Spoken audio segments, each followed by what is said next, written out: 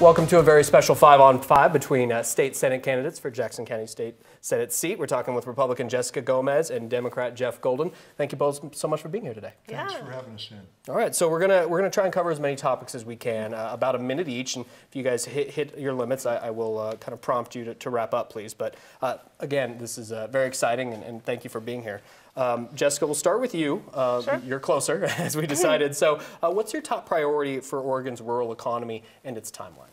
You know, I think that education is so important, especially for rural Oregon. We've got to get kids back engaged. Our graduation rates are not what they should be, and our area deserves an excellent education system. Working on career and technical education really has the power to help kids stay engaged and get into a career track that really can be a lifetime of success for people. Okay, Jeff? Well, we've got twin problems. We've got some environmental issues which showed up in the smoke this year, and we've got to immediately expand our fuel reduction in the woods and get serious about climate action along with the rest of the West Coast states. And then we've got this nest of social problems that relate to each other. It's housing and education and substance abuse, and that is going to take some investment. There are plenty of ideas out there for housing, for example. Right now, the state preempts local governments from trying different things. I'd like to reverse that in the very first session. And then I think we need to develop resources, marshal the resources we have well, and develop resources to really invest in the problems that cause homelessness and large class sizes and mental health problems. I think we've disinvested, and we have to reverse that. Okay, I want to start with you on the question. We'll, again, go back and forth. So several different studies in the last couple of years have panned Oregon for its treatment of the mentally ill. What will you do if elected to help those who are most vulnerable? Well, one thing we've got going for us is a network of community-based organizations that are very low budget, very volunteer-based, but are doing some amazing work with people with mental health challenges. And in that, I would put NAMI, National Association of Mental Illness, very strong chapters in Oregon, Compass House here in Oregon. I want to help them, and I also think that we need to work with the coordinated care organizations to continue to build what they're doing in whole patient care, to bring in more mental health services, and to get back into the schools in the early grades where we pretty well stripped out mental health counseling and professionals, and that will take investment. Okay, helping the mentally ill. Yeah, so there are some big challenges with this, especially with the way that we pay for mental health professionals, right? In a lot of cases, they fall under the OHP system, our coordinated care system. And we've got a structure that actually prevents us from paying appropriate wages to people in mental health that are providing those services. And so if we want to attract those folks and have the resources in order to deliver care, we've got to work on that. I think moving professionals that are working in their schools and moving them over to the CCO system is going to be really important. Right now, they're paid for out of school budgets, along with school nurses, and wrapping that into the CCO structure as opposed to having come out of our education budget is going to be really important. And then telecare, right? Working with people via Skype, providing more options, because we have people that are in rural areas that have a hard time getting to resources. I think if we can connect to those things and do a better job at providing sort of resources to people, we'll be in good shape. What about homelessness, Jessica, for you? How would you address specifically homeless youth and be as specific as possible as how you would help this problem? Yeah, so you talk about homeless, there's a few different issues that come into play. We have a big challenge when it comes to addiction and mental health. Sometimes those things are co-occurring. So if we really want to make a dent in homelessness, we've got to start with addiction services and getting people mentally healthy and preventing people from getting into a point where they're in a situation where they're living off the Greenway, off of those trails. And I've been in there and talked to people that are living under tarps, and they're there for very different reasons. Each person has an individual story. And then you go and peek up underneath the overpasses and you see what's happening. It's absolutely devastating and heart-wrenching to see that happen in our community. but we have to do better with addressing the problems where they start. Again, addiction and mental health services are going to be a big deal here. Housing is another component, right? We've lost a lot of the housing options for people, and it's just because we're growing. We have a lot of people that want to be in Southern Oregon. It's a beautiful place to live, and yet we are struggling to provide enough options for people. We have about a 1.5% vacancy rate. Healthy is 4%. Okay. All right, Jeff, how would you help the homeless issue? So here we have a short-term immediate emergency problem. We've got an estimated 2,500 homeless children in our county of 215,000 people, just staggering. And we've got a longer-term problem. What causes homelessness? What are the obstacles to people being able to afford homes? So in the short term, I'm going to go again to some of the really good work community groups are doing, like Hope Village in Medford, the tiny home villages, which are starting to take off, and which involve sort of a caseworker approach where these people are addressed with a lot of their needs, where they can eventually move into some subsidized and maybe unsubsidized housing. There are different cities are looking at loosening codes to allow, more dwelling units. But again, and then in the long term, we're talking again about addiction problems, education challenges. We have to make those investments long term if we're not going to be fighting this from the back end year after year. So we are at a place where we're both needing to do triage and then get upstream and do prevention. Okay, we're going to take a quick break, give you guys a moment, and we're going to come back and answer some more questions. Stay with us. We'll be right back.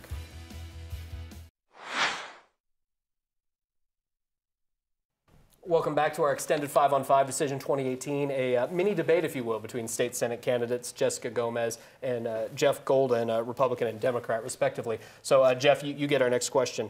Despite being a huge part of the state's budget, Oregon's education system is failing. How are you going to fix that? Well, again, we need investment. We need to also, I'm actually more interested in some people in my party in what charter schools are doing and the innovations that are coming forward, because it is hard for the bureaucracy the size of state education to innovate. It's a slow-moving ship. So we have to do some of that. I think we have to invest in pre-K. Not most states, a number of states have universal pre-K, and it turns out to be about the best investment down the road that they can make. So that's part of it. And part of it is you can't tease this apart from the other issues we've been talking about, because if we don't address substance abuse and homelessness, we are sending the kids to school unable to learn and often disruptive. You talk to teachers who are clearing classrooms. So taking care of those basics is important.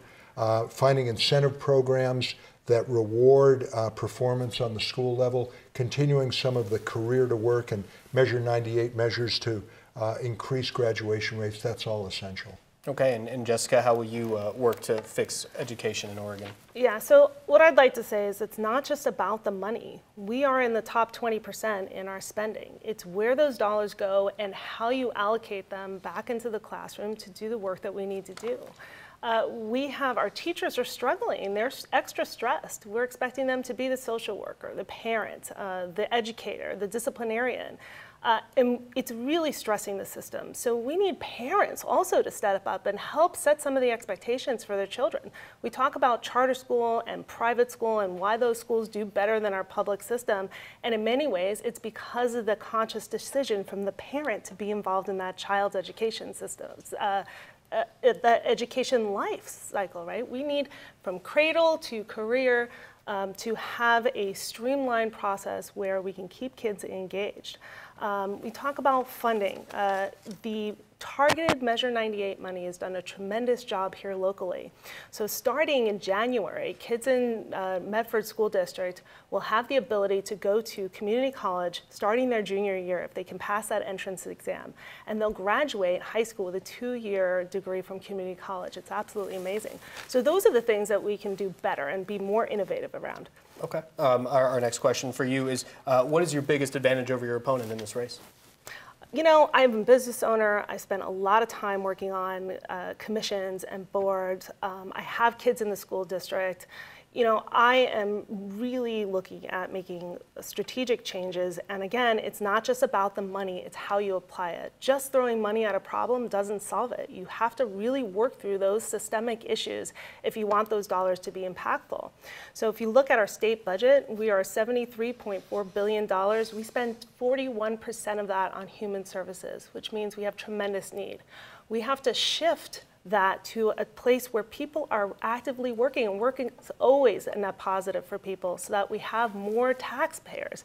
We need a broader tax base, not less people paying more taxes. And I think that's a shift in how we think about building a healthier and prosperous state. Okay. Jeff, your biggest advantage? I think it's true that you don't solve problems just by throwing money at it. And I think some of the criticism of the way public dollars have been spent in this state is legitimate. So my belief, I keep using the word investment. I've heard Jessica do that too. My belief is that doing it right, getting ahead of these problems, which have been neglected for a long time, is going to take both reevaluating state spending now and finding dollars that are not being spent well, and they are there, but that's not going to be enough. And I think, I don't think we're being sincere with voters if we say we're going to get our arms around all these problems, but we're not going to ask any more of you. In terms of advantages, I've been in politics and media and journalism for now 35 years, spent time on staff in the legislature, which is where I learned how paralyzing the impact of big special interest money is. And it's not just one party where that's true. It's why I've insisted on running without PAC money in this election. I think that's essential. I think we need more and more people in office who are not thinking before a big vote, what will my big funders think of this? I think that's important. I've done policy analysis as a journalist for a long time. I think I've shown, as a county commissioner and other places, that I'm willing to stand up to the heat, whichever party it's coming from, and we're not going to solve our problems without more legislators like that. Okay, this will be our last question. Jeff, it'll start with you. Recent legislative sessions have addressed a disconnect with legislative leadership in addressing serious long-term concerns. What can be done to change that? Would you ask that again? I'm not yeah, quite sure. So we're looking, legislature may not be as forward long-term thinking as some might like to see. What can be done to change that? Well, that's a national problem. That's not an Oregon problem. That's a national problem, including Oregon. And we reward short-term gains, and we don't, again, this gets back to what I was saying before. I wrote a book called As If We Were Grown-Ups, and the main premise is that our politics is designed to appeal to the spoiled child in us instead of the adult who realizes changes take time, they take investment. It's not all a rose garden. And so I think we have to look to voters really to say, will you put people in positions of power who don't promise you a rose garden, but give you a balanced picture of what they can do in office and what your responsibilities as a citizen is. Okay. How do we get the legislature to look more forward, Jessica? I think we need to go back to what is the role of state and federal government and how does that impact our lives? So you think about that role and think infrastructure, education, managing public safety, and I think we need to get back to that and look at what does that role really look like and how do we allocate dollars effectively? We saw the breakdown of that system when we look at PERS, right? We have a huge amount of debt having to do with paying out PERS benefits, and it's been very, very unhealthy for our state, and it's traced back to decisions that we made for a really long time ago. So what do we do about that now? I've got a strategy for an opt-in program to buy out retirement benefits. So you have a finite dollar amount. If the person who's already retired decides to opt in, they can opt in.